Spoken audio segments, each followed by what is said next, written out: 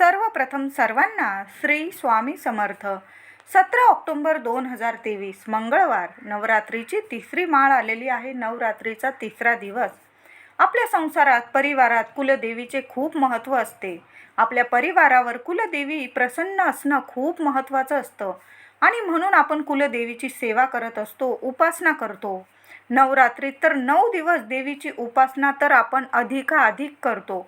पण तरीही कुलदेवी आपल्यावर प्रसन्न होत नसेल तर मग देवीला प्रसन्न करण्यासाठी काय करावे? काय बरं चुकत असेल आपलं? सेवेत आपण कमी पडत आहोत का? असा प्रश्न बऱ्याच लोकांना पडतो. ज्या घरावर, परिवारावर कुलदेवी प्रसन्न होत नाही, त्या घरात भांडण-तंटे होतात, घरात शांततेचं वातावरण राहत नाही, कोणत्या कामात यश मिळत नाही. म्हणून कायम आपली कुलदेवी आपल्यावर प्रसन्न राहण्यासाठी ही छोटीशी सेवा करा. तुम्ही नवरात्रीत मंगळवारी किंवा शुक्रवारी करा, ही सेवा नक्की करा. आपण खूप सेवा करतो, पण काय होतं ना, अगदीच लहानशी सेवा करणं राहून जातं आणि त्यामुळे आपल्याला सेवेचं पूर्ण नवरात्रीचं फळ मिळत नाही. आपण खूप करतो देवी आईची सेवा, पण त्याचं पूर्ण फळ देवी आई आपल्याला देत नाही, कारण आपण ही छोटीशी सेवा विसरून जातो करायला.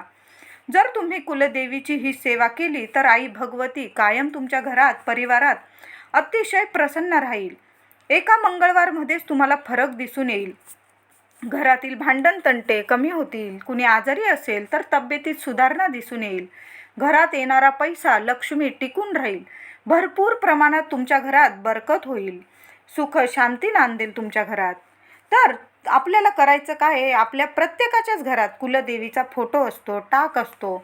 नवरात्रीत आपण कुलदेवीचे घट बसवतो, अखंड दिवा लावतो, मंगल कलश स्थापन करतो.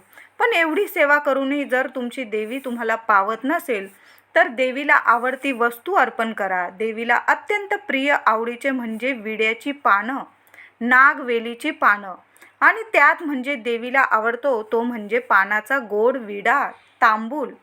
आपण जेव्हा देवीची ओटी भरतो त्यात सगळं साहित्य घेतो, पण जर ओटीत पानाचा विडा नसेल तर ती ओटी अपूर्ण आहे. त्या ओटीचा, तुमच्या सेवेचा देवी कधीच स्वीकार करत नाही. बघा तर बरं, आपण करतो सर्व, पण ही छोटीशी सेवा मात्र राहून जाते आणि मग आपल्याला संपूर्ण फळ मिळत नाही. म्हणून नवरात्रीत मंगळवारी किंवा शुक्रवारी तुम्हाला जेव्हा वेळ मिळेल तेव्हा पानाचा विडा देवीला अर्पण करा. पानाचा विडा अर्पण करा किंवा तुम्ही स्वतः देवीसाठी स्वतःच्या हाताने तांबूल घरच्या घरी तयार करा. आता तांबूल कसा तयार करायचा? अगदी सोपी कृती सांगत आहे. 5 पानं विड्याची घ्या किंवा 11 घ्या. तुमच्या घरात व्यक्ती जरा जास्त असतील तर 11 किंवा 21 विड्याची पानं घ्या. अगदी कमी व्यक्ती असेल, 5 विड्याची पानं घेतली तुम्ही तरी चालेल. पानं बाहेरून विकत आणल्यानंतर स्वच्छ धुवून घ्या, कोरडी पुसून घ्या, अगदी कोरडी पुसून घ्या. त्याची थोडीशी देठं काढून घ्या. अर्धी देठ काढली तुम्ही तरी चालेल. प्रत्येक पानाच्या मागच्या बाजूला चिकन भाग असतो तिथं नाही, मागच्या बाजूला अगदी हलकासा थोडासा चुना लावून घ्या. अगदी हलकासा, दिसेना असा थोडासा बोटाने आपल्याला चुना लावून घ्यायचा आहे. अगदी थोडा. पूर्वीच्या काळी तांबूल खलबत्त्यात कांडून घेत असत. आता आपण मिक्सरच्या भांड्यात केला तरी चालेल. एक लहान मिक्सरचं भांडं घेऊन त्यात थोडीशी कच्ची बडीशेप, किसलेलं सुकं खोबरं, 2-3 चमचे बडीशेप घ्या. किसलेलं 2 चमचे खोबरं घ्या. अगदीच बारीक तुकडा आसमंतरा, बाहेर तुम्हाला पानाच्या दुकानात मिळून जाईल ह्या गोष्टी. तुकडा आसमंतराचा तुकडा घ्या. चिमूटभर कात घ्या, अगदी चिमूटभर. थोडीशी सुपारी, ती लहान सुपारी असते, देवांची आपण सुपारी मानतो ती नाही. खायची सुपारी जरा मोठी असते ती घ्या थोडीशी.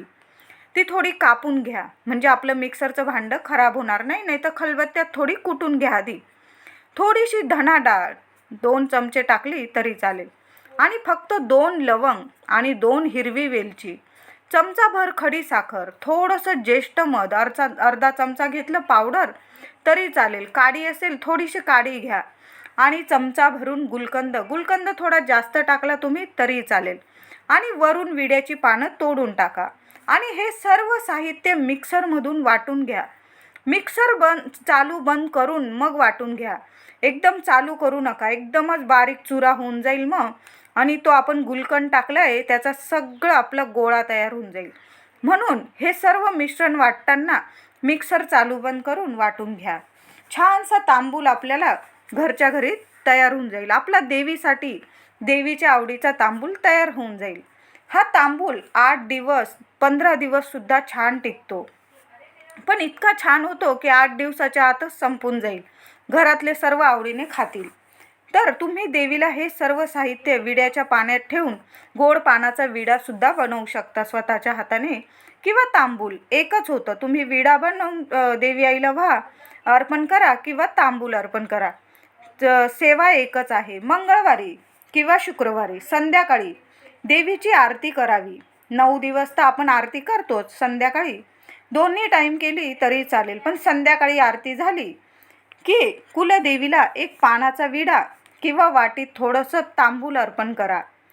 तुम्हाला घरी तांबूल विडा जमत नसेल तर पानाचा विडा बाहेरून विकत आणला तरीही चालेल. वेळ नसेल माझ्या काही मैत्रिणींना वगैरे तर सरळ बाहेरून येताना एक पानाचा विडा छान बनवून घरी घेऊन या. हातपाय धुवून आरती करून देवी आईला अर्पण करा. बस तुमची सेवा पूर्ण होणार म्हणजे होणार. आपल्या कुलदेवीला अर्पण करा. आपण सेवा करतो, पण ही छोटीशी सेवा राहून जाते आणि अडचणींना आपल्याला सामोरं जावं लागतं. ही सेवा करून तर बघा, घरात सुख, शांती, समाधान मिळेल. प्रत्येक अडचणीतून तुम्हाला मार्ग मिळेल. तुम्ही ही सेवा नवरात्रीत मंगळवारी किंवा शुक्रवारी ही सेवा करा, किंवा तुम्हाला वाटत असेल प्रत्येक मंगळवारी केली तरीही चालेल. नंतर प्रसादाचा विडा तांबूल नंतर घरातील लोकांनी प्रसाद म्हणून खा. अनुभव तुम्हाला लगेच दिसून येईल. तर ह्या नवरात्रीत मंगळवारी किंवा शुक्रवारी ही छोटीशी वस्तू आपल्या कुलदेवीला नक्की अर्पण करा. व्हिडिओ आवडला असेल लाईक करा, शेअर करा, चॅनलला नक्की सबस्क्राईब करा. धन्यवाद.